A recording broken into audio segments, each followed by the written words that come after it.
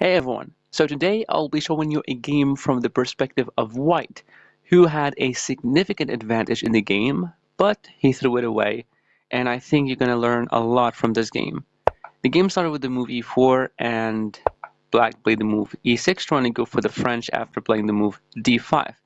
White played knight to f3, and now Black played the move d5. Now here, if you don't know the French defense, if you don't know how to respond to it, and they just attack you with this pawn, I mean, just take it, okay? You just need to take it. Now here, he cannot take with the queen, because if you take with the queen, you can just take with your knight. You're attacking his queen, and he cannot give you this check, he cannot give you this check, so the queen has to move, and after the queen moves, you will have more control over the board. Your knights are active, the pawn is taking control of the center, your bishops now are able to get out, and you will castle then, and everything will be fine. But if you decided not to take, you have another option of pushing the pawn. But White here played the move bishop to b5. Now this is not a good move. Now you probably know it's not a good move because it feels wrong, right? And it is wrong. No, but why? See, whenever you have to make a move, and I know that you heard a lot about, improving the position of your bishops, okay? And this is very nice and very important. But whenever you think about moves like this, don't play them before thinking about what your opponent can do. So after bishop to b5, you can just play the move c6, and now you have to move the bishop, and you did not do anything, right? And you have to go back here to d3 to defend the pawns. So the best move for you was to actually just take this pawn, play d4, and get the knight out, and then just continue developing your pieces. Never develop your pieces in an overextended way. So if you can possibly put the bishop here, that would be great. If you want to put the bishop here, you will be attacked. So it's better to put your pieces on squares. They will never be attacked. Of course, if there was no pawn here, don't put the bishop here right away because of this pawn. So after this check, c6 is there on the board, and White has to go back to d3 just to defend the pawn on e4, since he did not take, so he needs to defend the pawn somehow.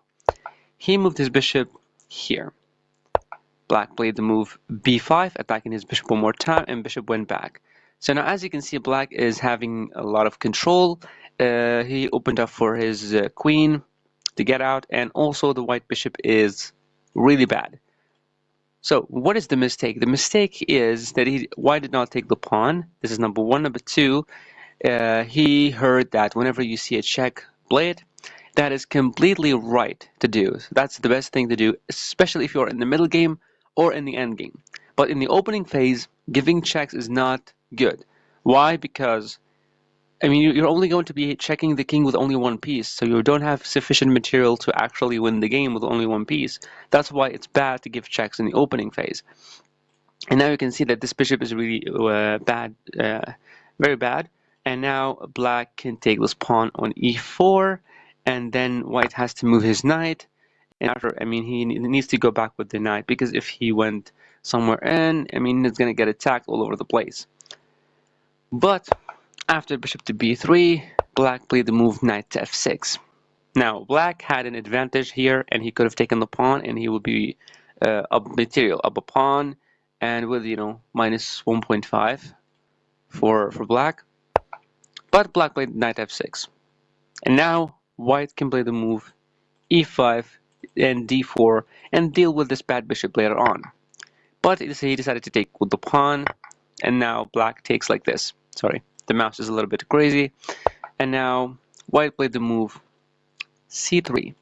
Now, I don't know why he played the move c3 instead of playing the move d4, at least trying to take more control here, opening up for the bishop, and dealing with this bad bishop later on. But then he played the move c3. Maybe he wanted to reroute the bishop, since the bishop will be very bad because of these three pawns. So after the move bishop to d6, there's a check. Black covered with the queen, and now White here in this position has to take the queen. Now, it's not a big deal. He just takes with the queen, and then the bishop takes back, and then he castles, and the game continues. Then the bishop is going to be on c2, because the bishop here is looking at nothing, but the bishop here is actually a little bit more active. But White here played queen to e3. Queen to e3, it's inviting the player, the opponent, to actually take the queen, and he did. And now white took with this pawn. Maybe he had an idea or a plan to castle, and then the rook will become active. Maybe. Black played the move h6. Now here, I don't know if you were going to be playing with white or with black, but I mean, both players did something bad. Like either you're gonna play this wrong move, a check, and you're going to be attacked, and then your bishop will be bad, or you're gonna play a time-wasting move like h6. Remember, whenever you want to play the move h6, play it for good reasons. Uh, there is no bishop here.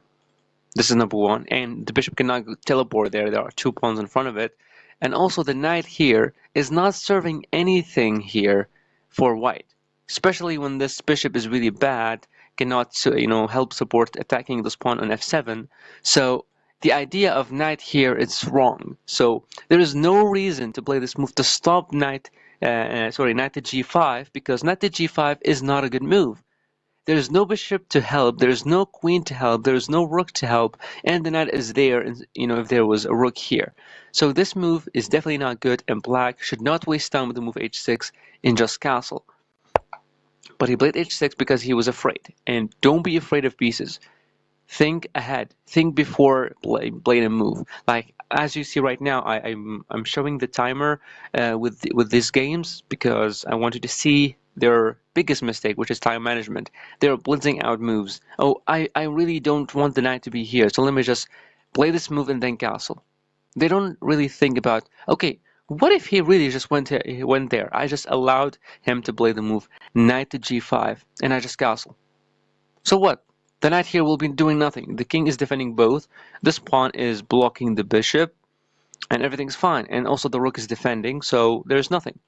So you shouldn't be afraid of this move, knight to g5. But anyway, h6 and white castles, very nice. And now black castles as well. And here comes a4.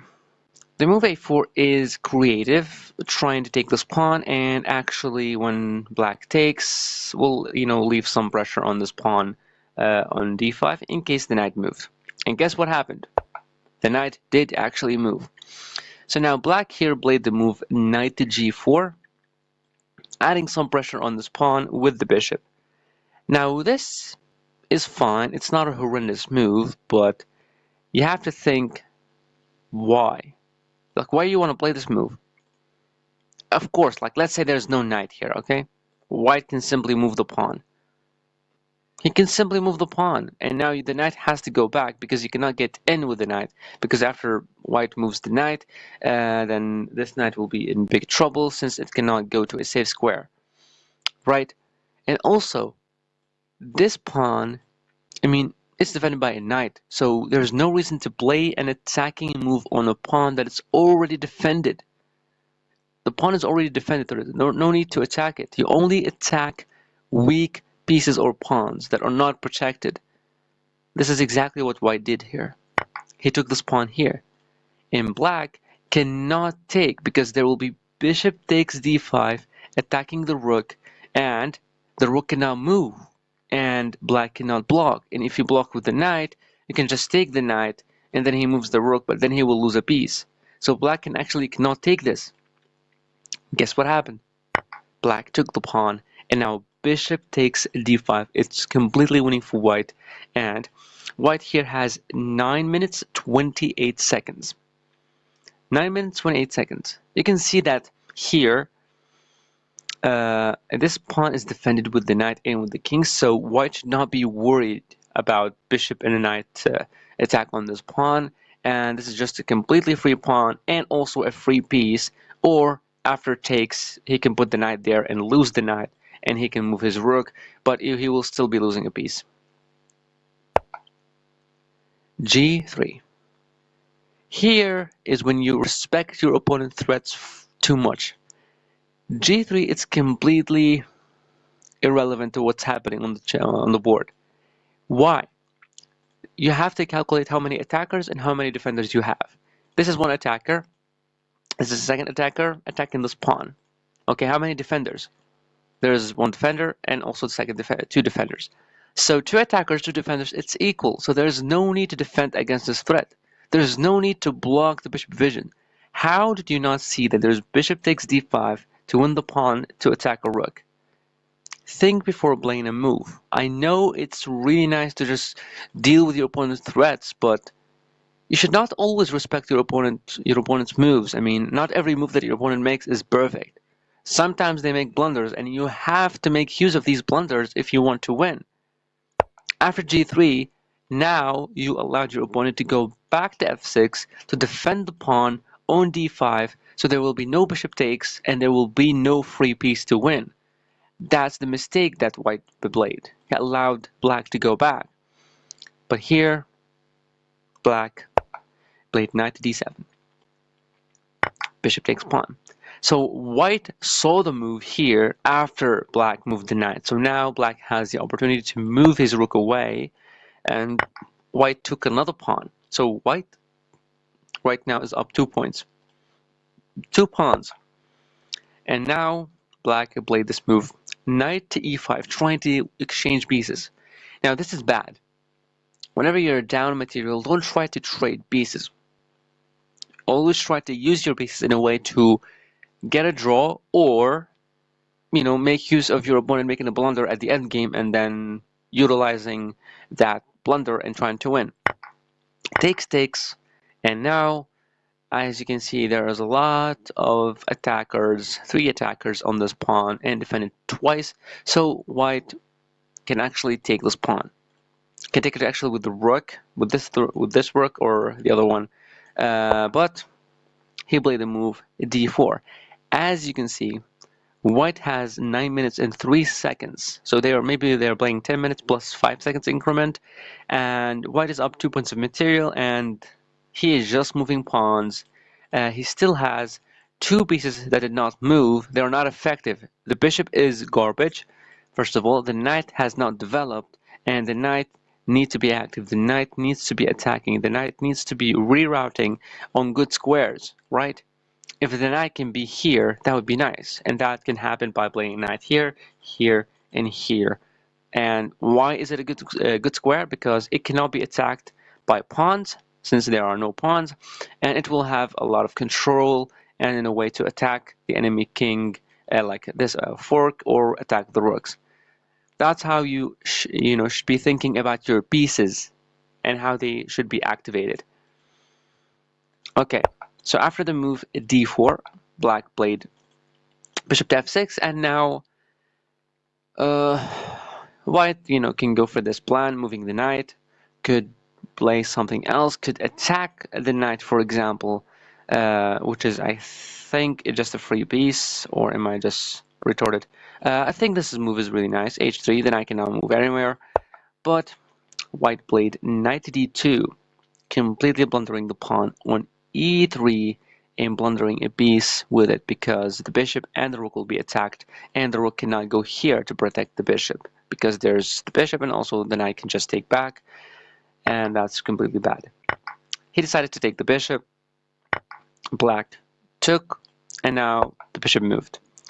After the bishop moved here, black wanted to trade pieces, so bishop takes, pawn takes, and now white moved the knight, attacking the knight here.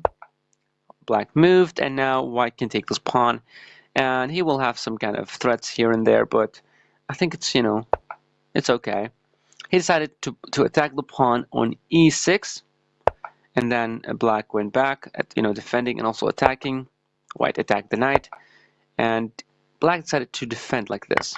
Now white took the pawn, rook moved, and here white played bishop to f4, which is really beautiful. So white has had multiple ways and chances to win the game and to utilize his advantage, especially when he had bishop takes d5 to win a piece, or to win the rook, or to win the knight after he sacrifices the knight, not to lose the rook, but in both ways he's going to lose.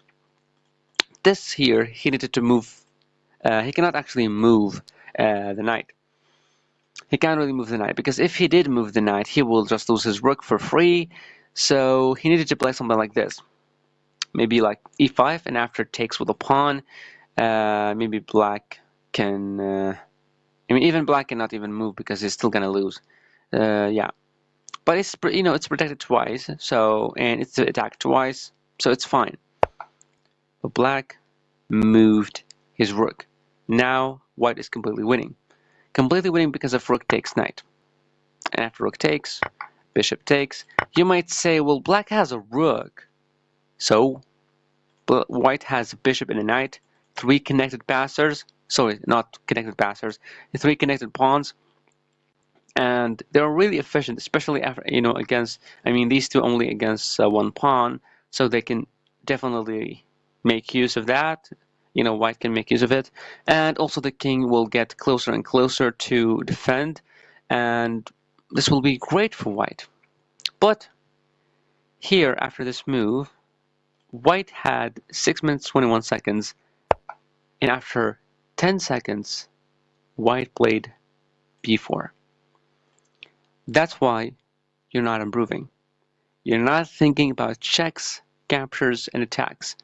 Always think about checks, captures, and attacks, but don't think about it in the opening because you're gonna burn your brain. Unless it was like a really, really open kind of position in the right, already from the opening phase.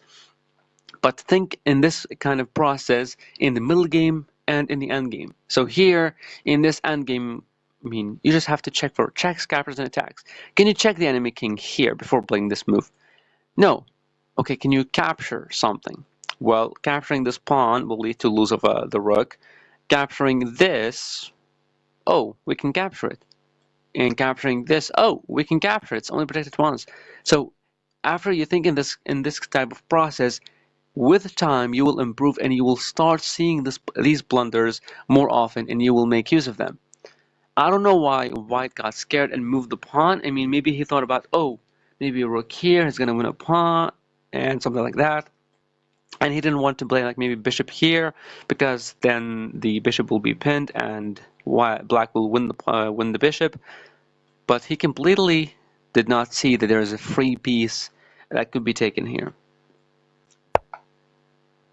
b4, check, king moved, and then knight here attacking this bishop, attacking this pawn, but it's already protected, so you just move the bishop. When should you move a bishop? You should move a bishop especially when there's a knight. Okay, move it in a square that you control the movement on of the knight. You will make the knight useless. But you should never give your bishop for the knight in a bad way. Like after he takes this and now you take back. First of all, you'll be opening up your king for his rook to give you checks. You will have an isolated pawn on f4, meaning that after you took this pawn, he takes, you take, you have this isolated pawn. It cannot be protected by another pawn. In this pawn, it's also isolated, cannot be protected by another pawn. This pawn is a backward pawn that cannot be protected by other pawns, and it's left behind. So you have three weaknesses, right? That's why you should not be giving a piece. Actually, even if it was a knight, even if it was anything else, you should not give away a piece that can make your pawns isolated. Okay? Because isolated pawns cannot be really helpful to make a queen, especially if you have 1, 2, 3 pawns, like double pawns here, and he has only one pawn. So one pawn is better than 3 pawns just because the pawn is in front of three double pawns. And isolated pawns, so this pawn can deal with this one, and even if white managed to push this pawn, as long as the king is here and is stopping the promotion, that will be amazing, since this pawn is stopping this one. That's why you should not have isolated pawns. You should have connected pawns. These are really good. So maybe you can give away one of the pawns so that you can push the other one, but make sure your king is very close to deal with the pawn that you're allowing in. Okay, now black played a check. After this move, check. Here, in black, played rook to g2. Now, rook to g2, you have to think what my opponent wants. Why did he play rook to g2? I mean, especially, in this phase, he really wants to play a check, right? So maybe he wants to check me here. Okay, after that, what am I gonna do as playing with white? Well, I'm gonna go here. Okay, can he checkmate me? No, because there's a knight. Okay, well, what after this check and I move my king? What's gonna happen then? Ooh, I might lose my rook. See, this is how you're supposed to think in this game if you're playing with white. So, you can just take this pawn completely for free after some kind of checks. You will go here. Now, there are no more checks, and this is not checkmate, even though it looks like it, but there's a knight that can just take this rook, and you'll be winning. So, here, white played h4. White having 5 minutes and 58 seconds played, and then, I mean, he spent over 28 seconds, played the move h4. This move, if the enemy king was here, then yes, it could be a reasonable move to push the pawn to make a queen. But pushing the pawn and the king is already will be stopping the pawn from promoting, this is just a horrendous move. The pawn move is just a waste of time, right? Because the king's too close to stop it. And you're not dealing with a bigger threat, which is a check. So what white should have thought about after black played the move rook to g2, he definitely played it for a reason. I mean, every single move. So the move h4, white played it for a reason, right? He wanted to keep pushing the pawn to make a queen. Even though it's just a very far away reason, it's not a really good reason, but it's still a reason, right? It's still a reason. This move also has been played for a reason, and now white should think about the reason why. Why did my opponent play that? Maybe he wanted to play this check. Okay, after this check, after I move my king, what's gonna happen? He can win my rook. That's how you can prevent blunders, by thinking about what your opponent wants to do. This is not a one, it's an individual game. You're playing with another person who wants the same thing as you. He wants to win the game and win pieces and, improve a chess, right? So you have to think exactly how he thinks. And you have to see this move, rook to e2 check. I mean, you have a lot of time. Like you have 5 minutes, 58 seconds, and also 5 or 10 second increment. So you have a lot of time. After this move h4, black played the check. White needed to move and lost the rook. And after a couple of moves, I mean, you can see how this move became really bad. And after some kind of attacks, it's here. He also blundered, like here. I mean, because see, when you make only one blunder, it starts to accumulate. You start making more blunders and start losing everything. That's why you should not make a blunder in the first place. Because if you made one blunder, another blunder will happen, and then another one, and you're gonna keep on losing. Here, after he moved the knight, you have to see this check. You have to think. You have to put yourself in your opponent's shoes. You have to think exactly how they want to think, how they're thinking. This is how you can get better at chess, by seeing what your opponent wants and then dealing with that before he manages to do that. So when you move your knight, you want it to go here.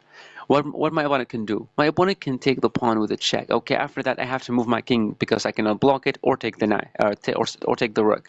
Okay, maybe I move my king here, but then he can take my knight, and that's really not good. So maybe I don't move my knight here. See, don't play the first move that comes to mind, because after this move, check, moved, and now white here resigned. White resigned, even though white was winning in multiple ways. He had bishop takes d5 to win a rook or to win a knight. He had a lot of chances, and he was basically winning if he just took the pawn, but he did not think about what his opponent wants, and then he lost the game. That's why. And also, the most horrendous mistake that white has done is this: 5 minutes and 43 seconds. They are both playing 10 minutes plus maybe like 5 second increment or 10 second increment. I don't really know. Yeah, it's 5 second increment. Guys, this is a lot of time to finish a game. I mean, you still have a lot of time. You should not be finishing a game this fast, okay? That's why most of the game you're losing. You're just blitzing out moves. You're playing the first move that comes to mind, or maybe the second one. You should think deeper, and you should definitely put yourself in your opponent's shoes whenever he makes a move, especially in the middle game or end game. I hope this video was very helpful to you. Thank you so much for watching.